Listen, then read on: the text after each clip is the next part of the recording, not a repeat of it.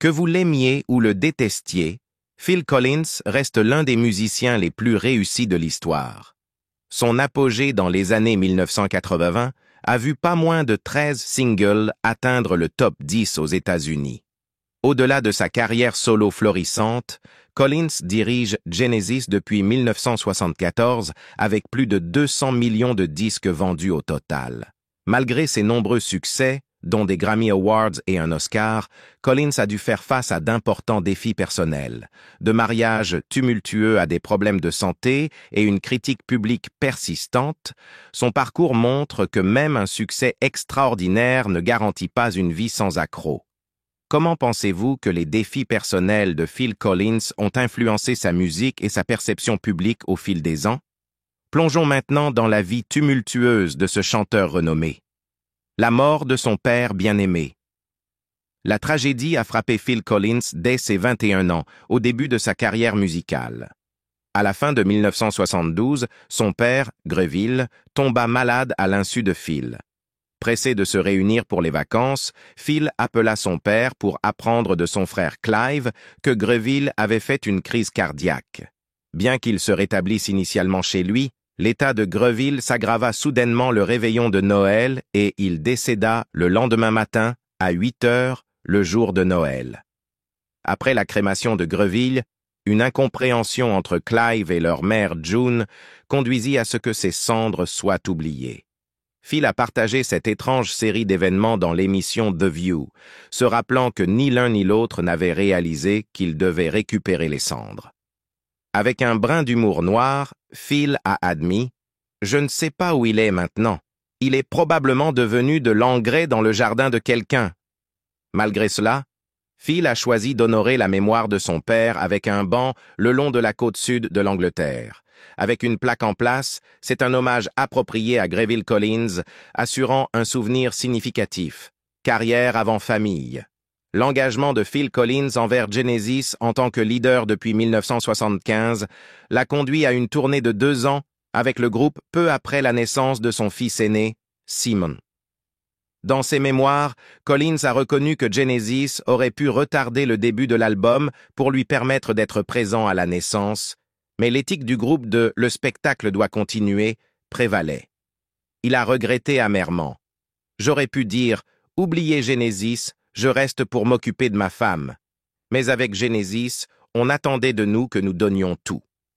Alors que Collins donnait la priorité au groupe, sa première femme, Andrea Bertorelli, avait un point de vue différent.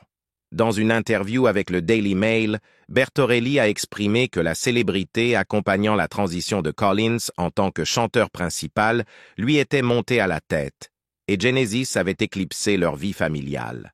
Ce sentiment s'est aggravé par la pression qu'elle a ressentie autour de la naissance de Simon, retardée de 2 semaines. Bertorelli se rappelait « Je me sentais obligée d'accoucher parce que nous retardions la tournée. Finalement, j'ai dû être induite. Peu de temps après avoir quitté l'hôpital, Phil est parti sur la route. Divorce controversé avec sa première femme. Après 5 ans de mariage, Andrea Bertorelli et Phil Collins divorcent en 1980. La séparation affecte profondément Collins, qui affirme publiquement qu'elle l'a quitté pour un décorateur, allant même jusqu'à placer de manière controversée un seau de peinture et un pinceau pendant sa performance à Top of the Pops de In the Air Tonight. Lors d'une interview franche avec Playboy, Collins répond aux critiques concernant la divulgation de sa vie privée en déclarant « Les gens me demandent « N'avez-vous pas honte ?» Vous exposez votre vie privée au monde entier. C'est comme si je ne devais pas laisser les gens voir que j'ai été blessé, que je pleure, que je fais des choses non viriles.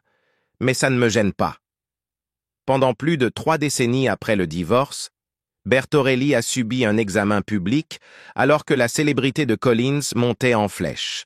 En 2015, elle décide de partager son point de vue, détaillant comment les absences de Collins dues aux tournées et leurs disputes tumultueuses ont tendu leur relation. Elle révèle également qu'ils ont tous les deux eu des liaisons pendant leur mariage.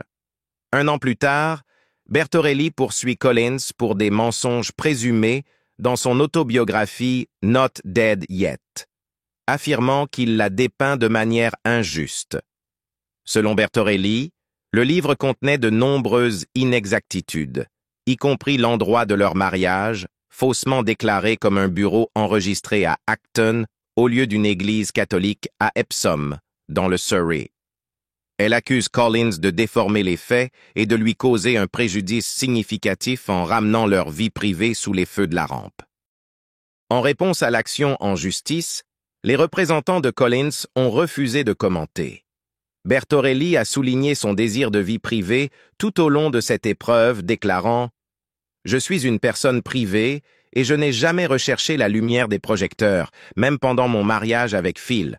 Cependant, ces attaques contre ma personne et mon intégrité sont telles que je me sens obligé d'intenter une action en justice. » Autre mariage malheureux. Le deuxième mariage de Phil Collins avec Jill Tavelman a pris fin en 1996 en raison de son infidélité. Malgré des tentatives de réconciliation, la relation s'est détériorée de manière irréparable, exacerbée par les fréquentes tournées de Collins à travers l'Europe et l'Amérique du Nord. Dans un geste regrettable, il a exprimé ses sentiments dans une lettre détaillée faxée à Tavelman, déclenchant involontairement un tumulte médiatique et le présentant sous un jour négatif non voulu. En réfléchissant sur l'incident du fax en 2016, Collins a déclaré « Cela a vraiment nui à ma carrière ou à ma persona publique, et c'était basé sur un mensonge. Alors, j'ai pensé que ce serait une occasion de tout expliquer, et si je dis que ça ne s'est pas produit, je fais confiance aux gens pour me croire. » Dans son autobiographie « Not Dead Yet », Collins admet franchement avoir été infidèle pendant ses 12 ans de mariage avec Tavelman, notamment avec Lavinia Lang, et plus tard avec sa troisième épouse, Oriane Sevet. Il relate les tourments d'avoir trahi sa famille, regrettant « J'ai trahi ma femme et mon enfant. Encore une fois, et je me suis lancé dans des eaux dangereusement inexplorées. » En 1999, Collins épouse Oriane Sevet, avec qui il a eu 2 enfants.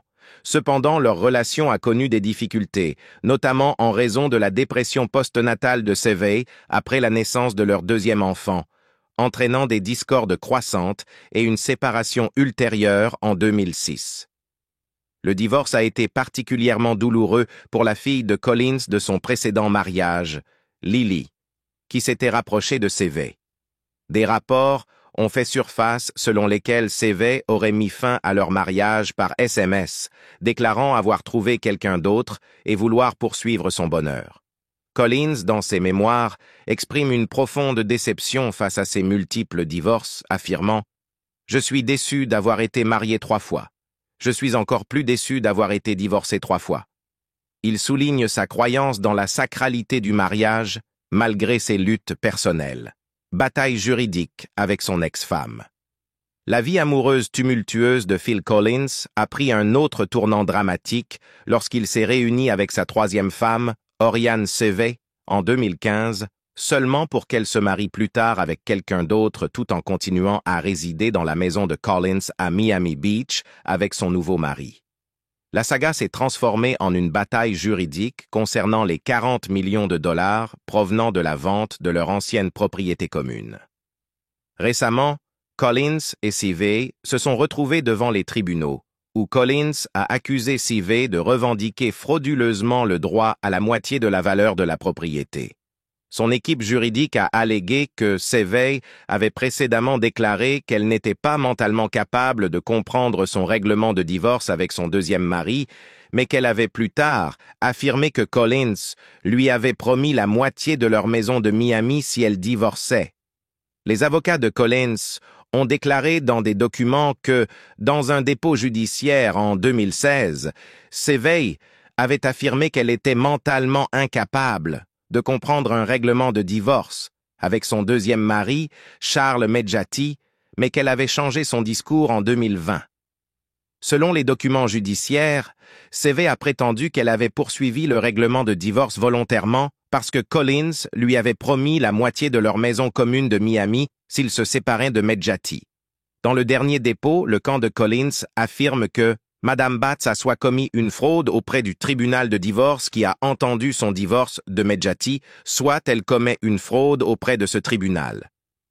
Dans son divorce de 2016, Madame Batts a déposé une déclaration financière qui n'a pas mentionné son intérêt dans la LLC qui possédait la maison de Miami Beach, même si dans cette affaire, elle prétendait avoir un accord oral exécutoire datant d'avril 2015 lui donnant droit à la moitié de la LLC, qui possédait une propriété d'environ 40 millions de dollars.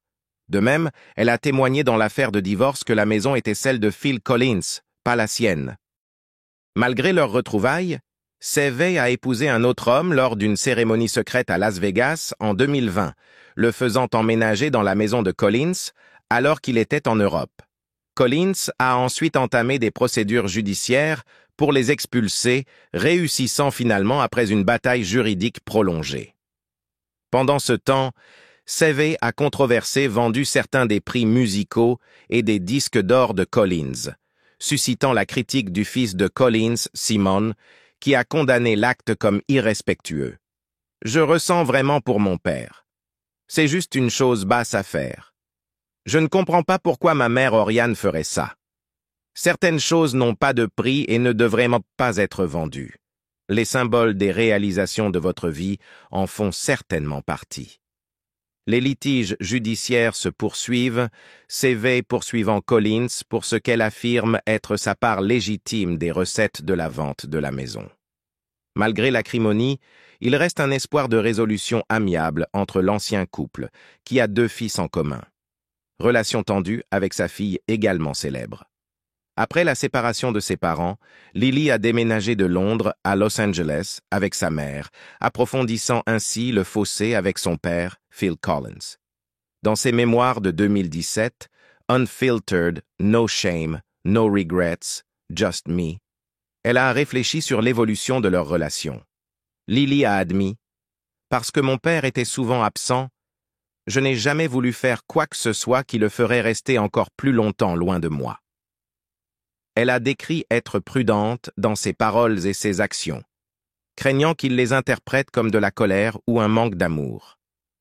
Et la vérité est que j'étais en colère. Il me manquait et je voulais qu'il soit là.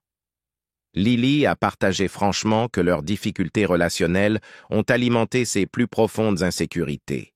Au cours de la dernière décennie, elle a travaillé avec diligence pour surmonter ces défis et trouver le courage de communiquer ouvertement avec lui. Dans une lettre ouverte adressée à Phil, conçue comme un guide pour ceux qui traversent des conversations similaires avec leur père, Lily a exprimé son pardon. « Je te pardonne de ne pas avoir toujours été là quand j'avais besoin de toi et de ne pas avoir été le père que j'espérais », a-t-elle écrit. Malgré leur passé, elle a tendu une branche d'olivier, espérant une réconciliation. Il y a encore tellement de temps pour aller de l'avant, et je le veux. Je t'invite à me rejoindre, a-t-elle conclu, réaffirmant. Je serai toujours ta petite fille. Blessure grave et santé déclinante. En 2000, Phil Collins a été victime d'un AVC auditif causé par une infection de l'oreille, entraînant une surdité de 50% dans une oreille. Malgré ce revers, il s'est adapté et a continué sa carrière, mais il ignorait que d'autres défis de santé l'attendaient.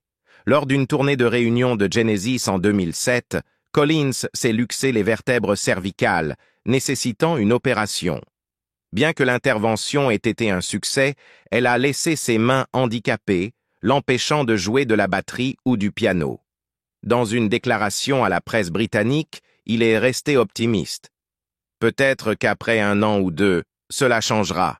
Mais pour l'instant, il m'est impossible de jouer de la batterie ou du piano. Je ne suis pas dans un état dépressif. Des choses arrivent dans la vie. Incapable de jouer de ses instruments bien-aimés et se sentant déconnecté de l'industrie musicale, Collins a annoncé sa retraite en 2011. Son contrat avec Atlantic Records aux États-Unis ayant expiré et n'ayant pas de bonnes relations avec les dirigeants de label, il n'avait aucune raison de rester. Ce nouvel espace libre lui a permis de passer plus de moments de qualité avec ses plus jeunes enfants, les récupérant à l'école chaque jour et profitant des week-ends et des vacances ensemble. Malgré des problèmes de santé persistants, Collins est revenu de sa retraite en 2015, revigoré et désormais résidant à Miami près de ses fils.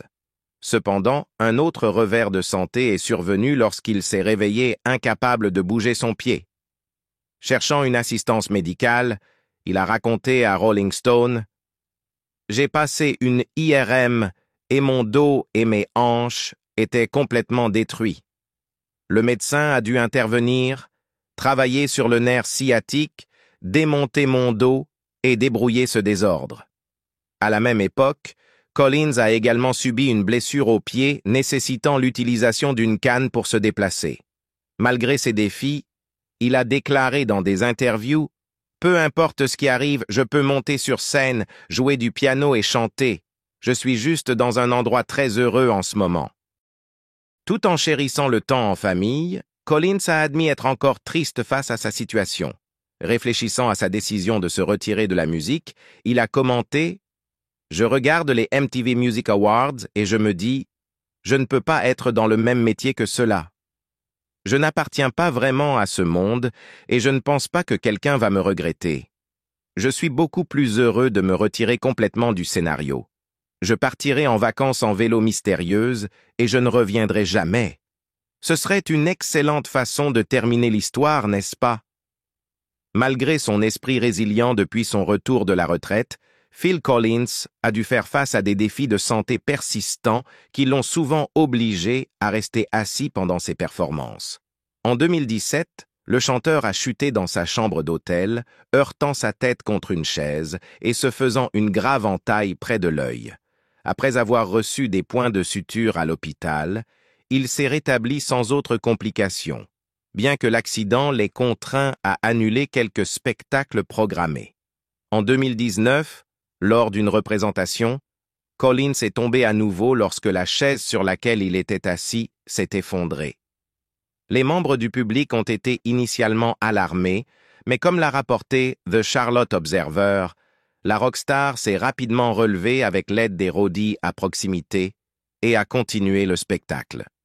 De manière remarquable, Collins a pu se déplacer sur scène sans aucun problème, marquant une bonne fortune alors qu'il est sorti indemne de l'incident. Abus d'alcool. Après sa retraite, Phil Collins s'est retrouvé à recourir de plus en plus à l'alcool pour passer le temps. Initialement, sa consommation était sporadique alors qu'il privilégiait du temps avec ses fils, Nicholas et Matthew. Cependant, lorsque son ex-femme Oriane Sevey a déménagé aux États-Unis avec leurs enfants en mai 2012, la consommation d'alcool de Collins a considérablement augmenté. Il luttait avec des sentiments de tristesse et de vide dus à la séparation d'avec ses enfants. En réfléchissant sur cette période dans ses mémoires, Collins a admis: « Il m'a fallu atteindre l'âge de 55 ans pour devenir alcoolique. J'ai traversé les années 60 tumultueuses, les années 70 psychédéliques, les années 80 impériales, les années 90 émotionnelles. J'étais à la retraite, heureux, et puis j'ai sombré. Parce que soudain, j'avais trop de temps libre. Le grand vide laissé par l'éloignement de mes enfants, encore une fois, je devais le combler d'une manière ou d'une autre. Et je l'ai comblé avec de l'alcool, et cela aurait pu me tuer. Je fais partie des chanceux. » Collins se considère chanceux car sa consommation excessive d'alcool a conduit à une pancréatite aiguë, une condition potentiellement mortelle. Il a reçu une intervention médicale opportune qui lui a sauvé la vie et a servi de signal d'alarme pour qu'il arrête complètement de boire. Critique sévère. Phil Collins, malgré son immense succès en tant que batteur, chanteur et compositeur, reste une figure hautement controversée dans l'industrie musicale. Admiré pour ses contributions à Genesis et sa carrière solo prolifique, Collins a vendu plus de 34,5 millions d'albums rien qu'aux États-Unis et affiche des ventes mondiales totalisant 150 millions. Son catalogue comprend des succès emblématiques comme In the Air Tonight et Against All Odds, Take a Look at Me Now. Cependant, aux côtés de ses réalisations, Collins a fait face à une critique substantielle, particulièrement dans son Royaume-Uni natal. Les critiques et les détracteurs l'ont accusé de musicalité fade et critiqué sa personnalité et son comportement. Le journaliste Frank DiGiacomo, écrivant pour le New York Observer, a une fois dénigré Collins, affirmant: Même quand j'essayais d'échapper au son de Collins en allumant la télévision, il y avait Monsieur Collins, faisant le pitre devant les caméras, déterminé à montrer au monde à quel point il travaillerait dur pour vendre des millions de disques à des millions de personnes stupides. Même dans l'industrie musicale, certains pères ont vu la production de Collins dans les années 1980 comme emblématique d'une pop sans âme.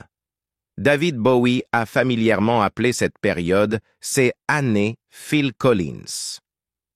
Collins lui-même a reconnu la douleur des critiques, admettant dans une interview « Je pense que beaucoup de critiques voyaient les fans qui viennent à mes concerts, ces filles qui crient dans le public et ne comprenaient tout simplement pas. Cela se termine par toutes ces critiques du genre « star de la pop un peu courte, légèrement chauve, en surpoids et d'âge moyen. » Et ça fait mal. Au-delà des critiques acerbes, Collins a été l'objet de railleries publiques, y compris des représentations satiriques dans des émissions comme South Park. Sa réputation de téléphoner aux journalistes pour protester contre les critiques négatives a également terni l'image que les médias avaient de lui. Il a également eu des querelles publiques avec plusieurs musiciens, dont Paul McCartney et des membres d'Oasis. Réfléchissant à son image publique, Collins attribue une grande partie de la négativité à ses tentatives de projeter de la confiance, admettant « La personne sur scène découlait de l'insécurité. Cela semble embarrassant maintenant. » Malgré son succès financier, Collins a été critiqué pour son manque présumé de générosité. Un incident notable fut l'affaire devant les tribunaux Philip Collins Ltd v. Davis en 2000, où Collins a poursuivi des musiciens pour un prétendu paiement excessif de redevances. Malgré avoir remporté l'affaire, le litige a généré une publicité négative, le juge critiquant la société de Collins pour sa gestion de l'affaire.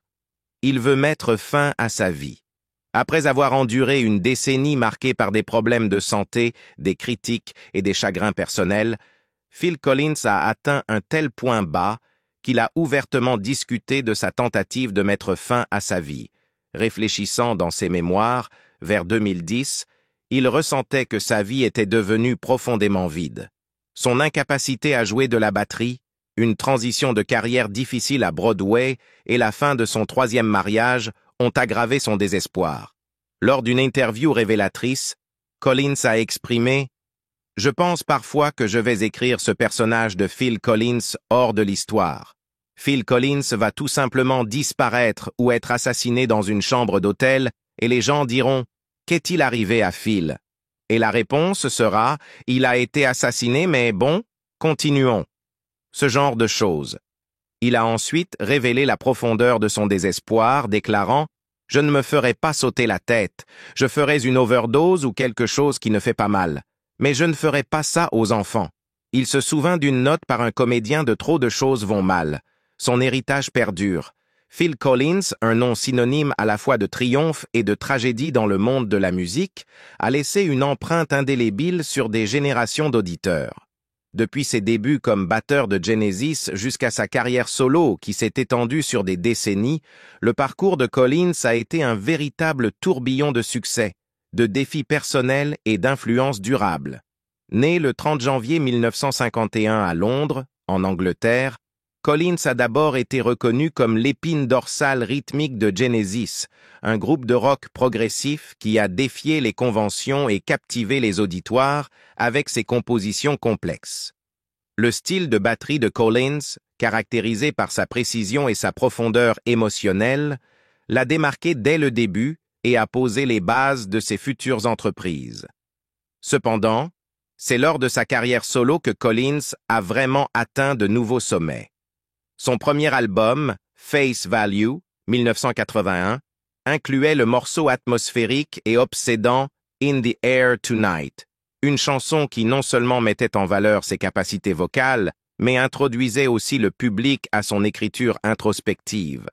Ce titre, avec son solo de batterie emblématique, reste une pierre angulaire culturelle et un témoignage de l'aptitude de Collins à mêler rock et ballade soul. Tout au long des années 1980 et 1990, Collins a dominé les ondes avec des succès comme Against All Odds, Take a Look at Me Now, One More Night et Another Day in Paradise. Sa musique, souvent critiquée pour son attrait grand public, a profondément résonné auprès des auditeurs du monde entier, lui valant plusieurs Grammy Awards et consolidant son statut d'icône pop. Au-delà de son succès en tête des classements, l'influence de Collins s'est étendue au cinéma et au théâtre, où ses compositions pour des films comme Tarzan de Disney, 1999, incluant l'Oscar de la meilleure chanson originale You'll Be in My Heart, ont mis en lumière sa polyvalence et sa capacité à créer des mélodies évoquant l'émotion et résonnant à travers les générations. Pourtant, parmi ses triomphes musicaux, Collins a dû faire face à des tourments personnels qui ont ajouté des couches de complexité à sa personne publique, des divorces très médiatisés, des problèmes de santé et des luttes contre la dépression ont mis en lumière la facette humaine d'un homme souvent perçu à travers le prisme de la célébrité. Ces discussions franches sur ces défis ont sensibilisé aux questions de santé mentale et de résilience, inspirant ses fans à affronter leurs propres luttes avec courage et honnêteté. En réfléchissant à l'héritage de Phil Collins, il est impossible de passer sous silence les controverses et les critiques qui l'ont entouré. Malgré son immense popularité, particulièrement aux États-Unis, Collins a rencontré une certaine résistance et scepticisme dans son Royaume-Uni natal, où les critiques l'ont accusé de commercialisme et de compromis artistiques. Ces débats soulignent la dichotomie de la carrière de Collins, un artiste célébré dont le succès parfois éclipsait la profondeur de sa musique. Aujourd'hui, l'héritage de Phil Collins perdure comme un témoignage de la puissance durable de la musique à transcender les frontières et à connecter avec les auditoires de manière profonde. Son influence sur les techniques de batterie, l'écriture de chansons et le récit émotionnel continue d'inspirer les musiciens de tout genre, assurant sa place dans le panthéon des légendes du rock et de la pop. En conclusion, le parcours de Phil Collins, à travers la gloire, la fortune et les luttes personnelles, est un rappel poignant des complexités de la vie artistique. Alors que nous célébrons son héritage, rappelons-nous non seulement ses succès en tête des classements et ses innovations musicales, mais aussi sa résilience face à l'adversité. Explorez la discographie de Phil Collins, revisitez ses classiques intemporels et découvrez la profondeur de son récit musical. Rejoignez-nous pour honorer Phil Collins, une véritable icône dont la musique continue de résonner et d'inspirer.